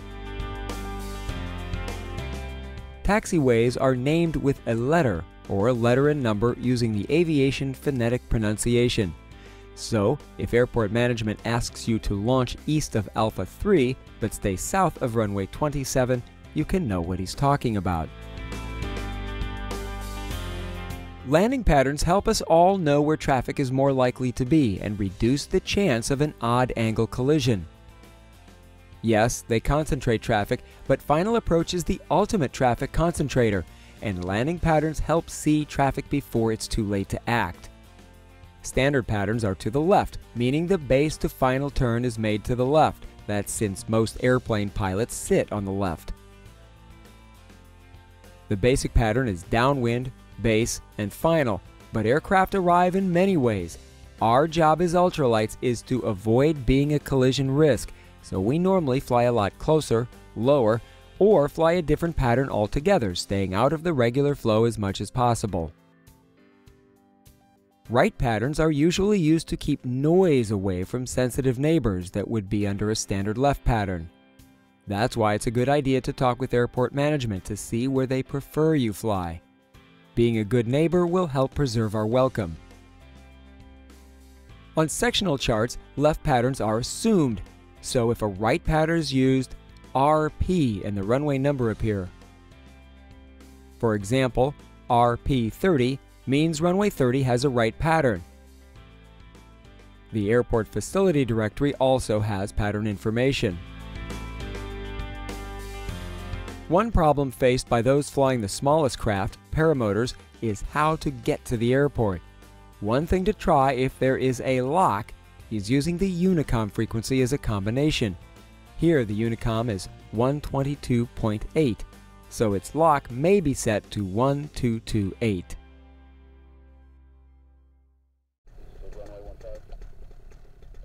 Airports with control towers are no different in the basics of runways and patterns. It's the communications that takes getting used to. If you plan to fly from a towered airport, get instruction from someone familiar with radio procedures. Then practice before trying it on your own. You'll really benefit from some one-on-one instruction. You'll need a copy of the airport diagram, which is available online for free. The diagram shows frequencies and taxiway names in addition to runways. If your flight characteristics are much different than normal airplanes, then phone the tower first and explain. They may have suggestions that are good for you and other traffic. The tower won't likely deny you permission, but the airport manager may be another story. Yes, airports that accept federal funds are supposed to be open to all, but the airport manager may claim safety issues, or he may allow your operation but with onerous rules that make it difficult, especially for foot launchers. Providing you get permission, here are the basics of launching from a controlled field. Listen to the Automatic Terminal Information Service, or ATIS, on this frequency. Airport information might. It gives weather, runway in use, and other important information. Controlled airports must have at least 1,000-foot ceiling and 3 miles visibility before we can fly there. The term ceiling is the lowest layer that's broken or overcast.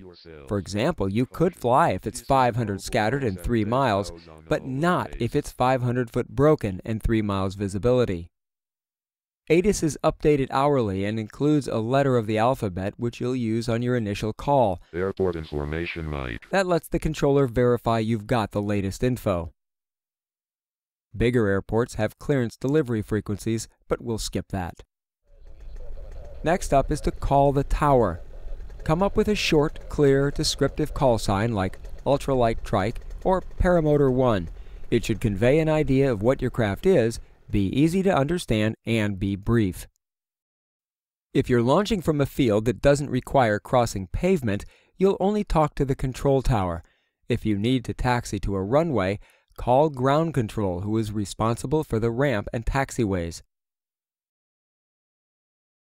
Initial call follows this format: who you're calling, who you are, where you are, and what you want. This pilot wants to launch from the grassy area just south of Bartow's control tower.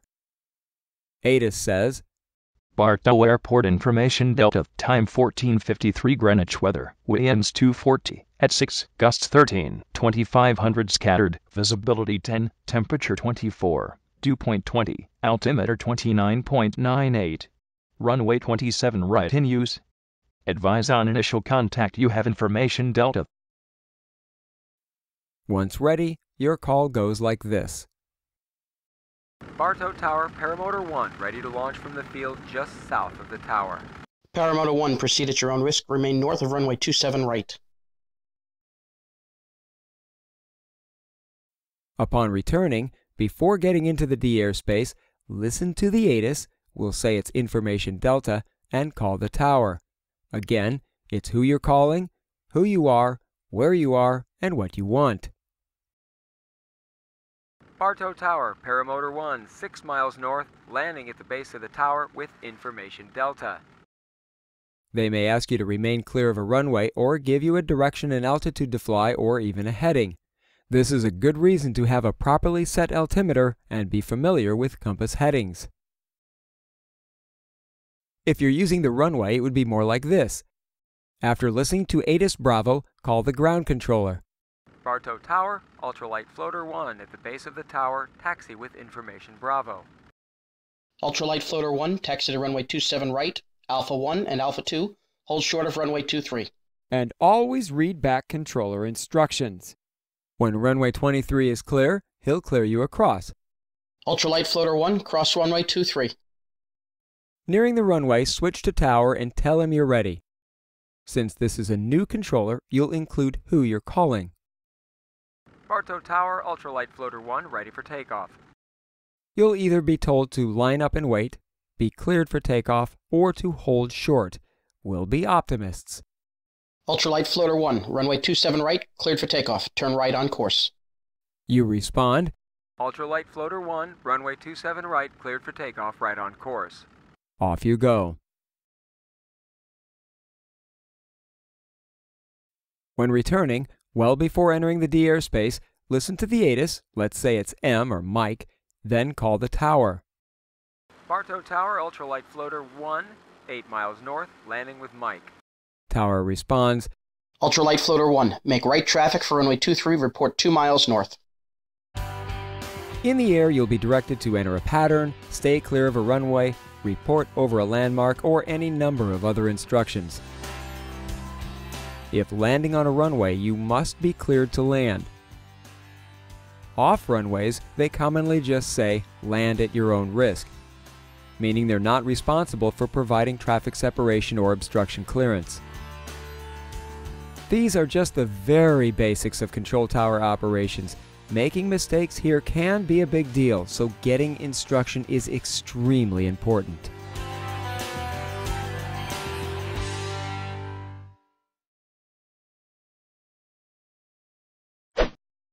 Ultralights are far more likely to use uncontrolled airports. They're usually less busy, easier to deal with, garner less attention, and are more welcoming. An aviation radio is not required, but some airport managers may ask you to use one if you're going to fly from there regularly.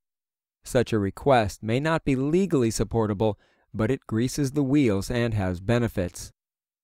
An aviation radio lets you hear where other traffic is and lets you announce your position and intentions to the other traffic. At most airports, you'll stay below or well clear of the regular pattern and operate in such a way as to avoid crossing runways where airplanes are likely to be. It's possible, though, that airport manager wants you to use the same pattern as everybody else, especially if there are noise issues. Be ready for that. Each airport has a Unicom frequency, although they're not unique, so you may hear traffic from other airports. If there is no frequency published, it uses 122.9. Pilots make their position announcements in the blind.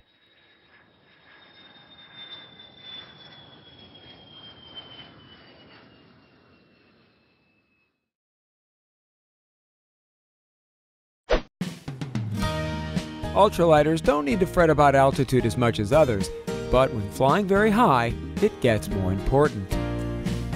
You obviously need enough height to handle an engine failure. How high that is depends on your craft. A powered paraglider flying along sandy beaches can cruise with a foot in the sand, while faster craft over difficult terrain will need much more. You'll want enough to endure that first few thrilling seconds of panic, then a restart drill, and finally enough time for a landing pattern. But alas, this is an airspace video, so of course, we're going to go beyond just staying safe and make sure we're legal. That means you need to tell how high you are.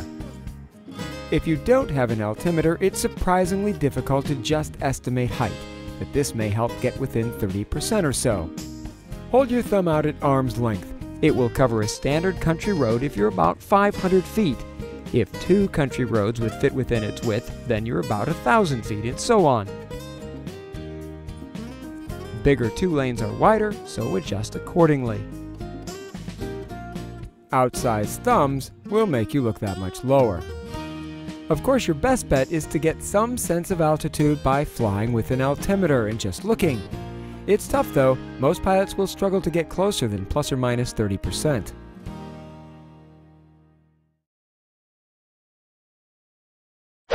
Now that we have the basics, it's time to put them to work.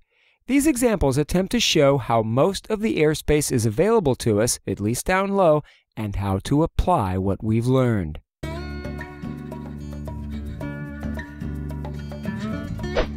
Let's say you've been asked to fly a demo near your nephew's elementary school.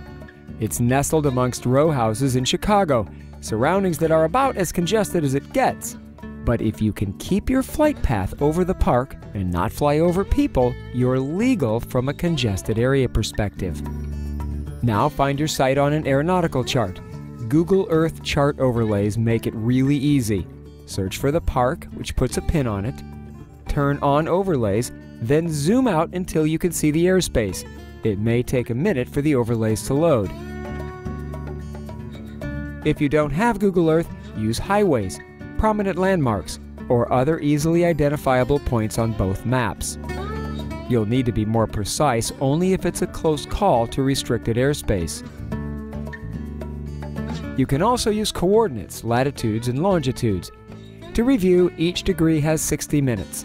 On terminal area charts, there's a solid line every 15 minutes, and the tick marks of latitude are also nautical miles. Here's 88 degrees west longitude, 87 degrees 45 minutes, putting our spot at about 87 degrees 46 minutes west longitude. Here's 42 degrees north latitude, 41 degrees 45 minutes, 50 and 54 minutes, making it 41 degrees 54 minutes north latitude. It would be written like this. Figure out the elevation so you can set your altimeter. Again, Google Earth works great. Mouse over the spot and look at the elevation here. Now that we know our location, let's see an overview of the airspace. Inside these outlines, G airspace goes up to 700 feet, and out here it goes up to 1200 with E overhead. In our demo flight, we only plan on flying a few hundred feet, so we'll be in G airspace, meaning we need only a mile and clear of clouds. But what about the big airports? Coming in closer again, we see the surface area of O'Hare's B airspace, marked with SFC to 10,000, surface to 10,000. No problem. The B overhead starts at 1,900 feet MSL, and Chicago's C surface area is to our south. Again, no problem. So we can fly here and could even climb all the way up to 1,800 feet MSL as long as our flight path stays within the park confines. Of course, a lot of general aviation traffic flies just below these airspace shelves, so it would be best to stay low, under 500 feet or so. On the morning of your flight, check for notices to airmen or NOTAMs, either online or through flight service. The call to flight service at 1-800-WX-BRIEF would go something like this. Hi, Joe Flies a Lot here. I'm an ultralight pilot planning to fly from a field 12 miles southeast of O'Hare Airport, clear of the B airspace and Midway's C airspace, and I want to make sure there are no flight restrictions for that area. I'll be launching about 8 a.m., flying for an hour and staying below 1,000 feet. What's your destination? I'll be staying really close to the launch site, within a mile. And the briefer will read you the briefing.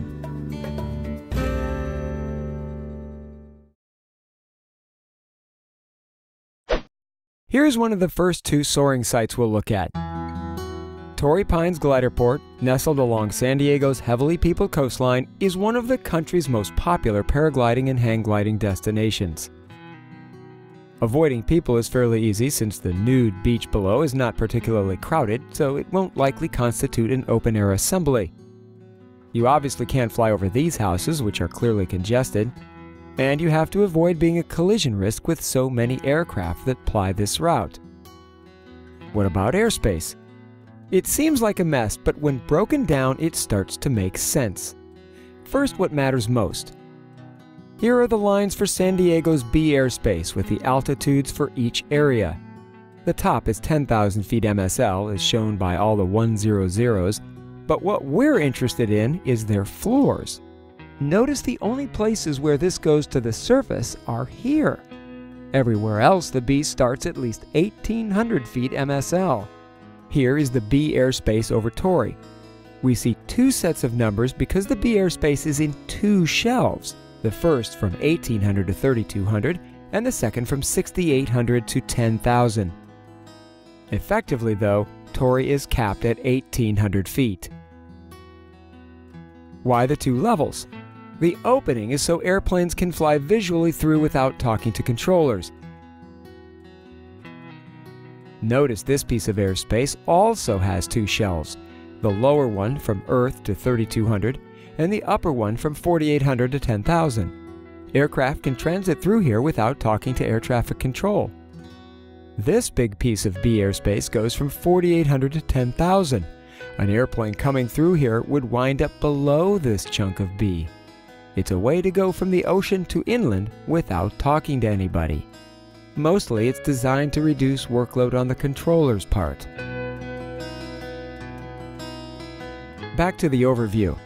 Here are airports with control towers and the D airspace that goes with them.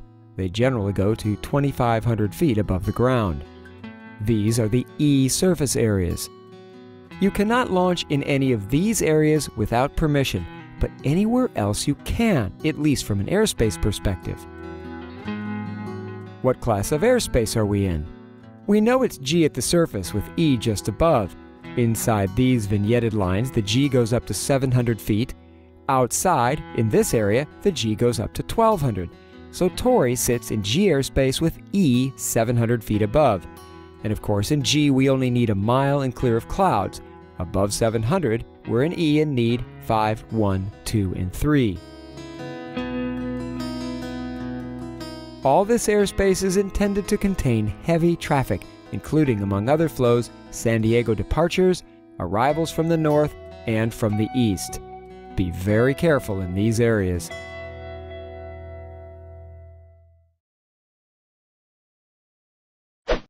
Here is another site popular with hang gliders and paragliders, Cagle Mountain near Burbank, California, and its landing area a few miles southwest. They're very close to heavy airline traffic going into Burbank and general aviation traffic going into various airports, as well as traffic transiting the area. It's some fairly complicated airspace. Here is LA's terminal area chart overlaid. This line shows where the floor of E airspace drops from 1,200 to 700 feet AGL. That puts both the launch and landing areas in G airspace up to 700 feet AGL with E above.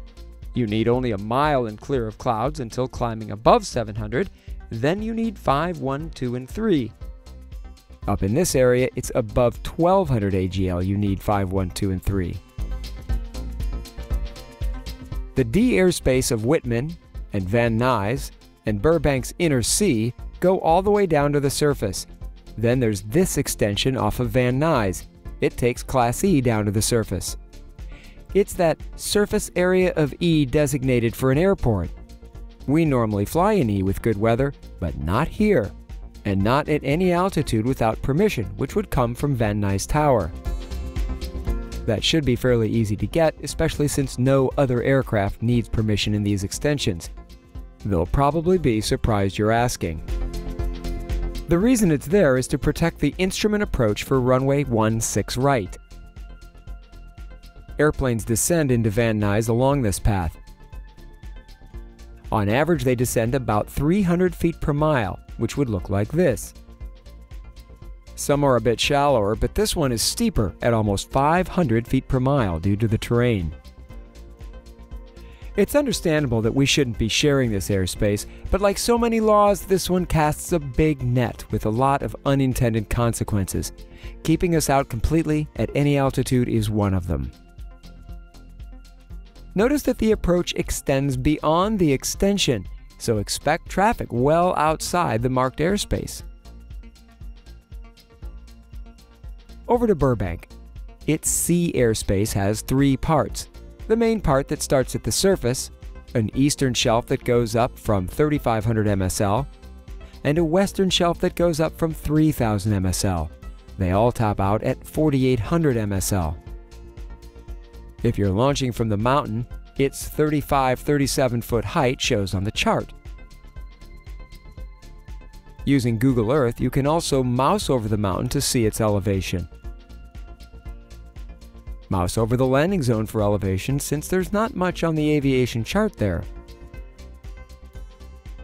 Zoom in, then mouse around to see if there's a slope. Not huge, but something to be aware of. You can also get a coarse idea of elevation using contour lines that show each 500 foot of height. So the landing elevation is about 1360, and it's under this shelf of sea airspace that starts at 3000. No problem. You've got about 1600 feet above the ground to work with. You could legally fly over the whole thing at 4800 MSL, but expect extremely heavy traffic. This flag and label denotes a visual reporting point. Aircraft report over this point so controllers know where they are right away. You can expect more heavy traffic near these points. How about congested area on the ground? Based on prior court precedences, we can reasonably consider these athletic fields fair game for overflight until players arrive, and these neighborhoods are congested. And remember, the charted yellow areas are not intended to define congestion. They are only intended to show lit areas for visual navigation at night. One last thing. Notice this runway and where it appears on the chart. Other points are aligned, so you can see that lines are far from exact. A little extra margin might be in order.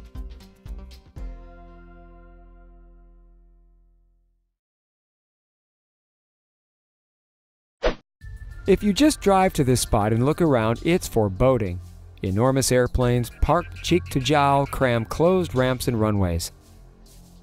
Guards give it a high security flavor, but looking at the sectional we see that it's just another uncontrolled airport. We can fly over it, and if we get permission from the manager, we can launch from it. Pinal Air Park houses, among other things, an impressive aircraft boneyard, which is cool to see either from the ground or air. Let's consider the surrounding airspace. As usual, it's G at the surface with overlying E airspace, and of course A up at 18,000 feet. Outside the magenta vignettes, G goes up to 1,200 feet. Inside it goes up to 700 AGL. Class C airspace surrounds Tucson's two big airports from the surface up to 6,600 MSL, with an outer shell from 4,200. We're most concerned about airspace that starts on the ground, since that's where we cannot launch. That includes Ryan Airport's D airspace up to 4,200 MSL. These extensions take Class E to the surface at Ryan and at Tucson's airport. Only ultralights are restricted from the E surface areas at any altitude. General aviation pilots get to ignore them as long as the weather is good. We need permission. Given the terrain, what about elevations? We want to fly here. The base of this C shelf is 4,200 MSL. Tucson Airport's elevation is 2,643 MSL. Contour lines show each 500 feet. Here is the 3,000-foot line, and here is the 4,000-foot line, so our launch is between 3,000 and 3,500. The C starts at 4,200, so we have about 700 feet to play with.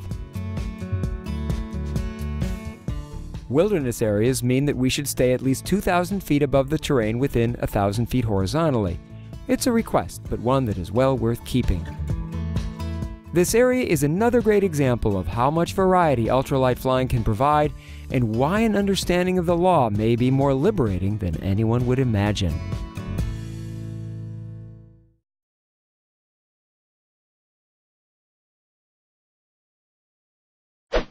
New York City sits under some of America's most complicated airspace. Not a place we equate with ultralights, but we can fly. Given the amount of traffic, it's not a great match for our slow craft, but with appropriate vigilance, it is doable down low. Let's say you're the lucky owner of this little summer home in the Bronx. Put a marker on Google Earth, zoom out a bit, and turn on charts if you've downloaded them. Otherwise, match up your location with the New York Terminal Area Chart so you can see what airspace you're under. Before diving into it, here are some things you can ignore. They have nothing to do with airspace. Latitude and longitude lines. Maximum elevation figures that show the highest land or structure in each quadrangle. Isogonic lines. Navigation aids and the airways that use them. Let's see where you cannot fly, starting with the B airspace serving New York's 3 primary airports. It goes from the surface to 7,000 feet in here. Several airports with control towers dot the area. This one has Class E surface area. A few have tops that you could legally fly over, although that would invite extraordinarily bad risk. And we are admonished not to disturb the sleeping oysters or other wildlife below 2,000 feet. So this is where you cannot fly from, at least at the surface. If you find an area that's not congested, from an airspace perspective, it leaves a surprising amount of New York legal to fly from. Shelves of the B airspace lurk above, of course. At our launch, the shelf starts at 1,500 feet MSL. This covers a big area too. Launch out of an empty beach like ours, and you're perfectly legal. What airspace are you launching into? As usual, it's G at the surface. The floor of E is at 700 inside these lines and 1,200 outside. G up to 700 in here, 1,200 out here. So at launch, you need 1 mile and clear of clouds. Then when climbing into the E at 700 feet, 5, 1, 2, and 3. Have a nice flight.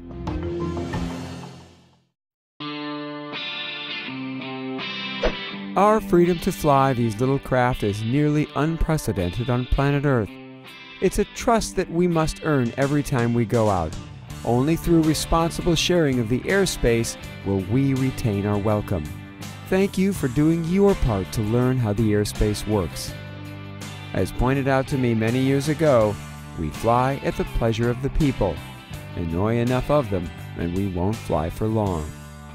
Please be responsible, be informed, be safe, represent us in a professional manner, and above all, have fun.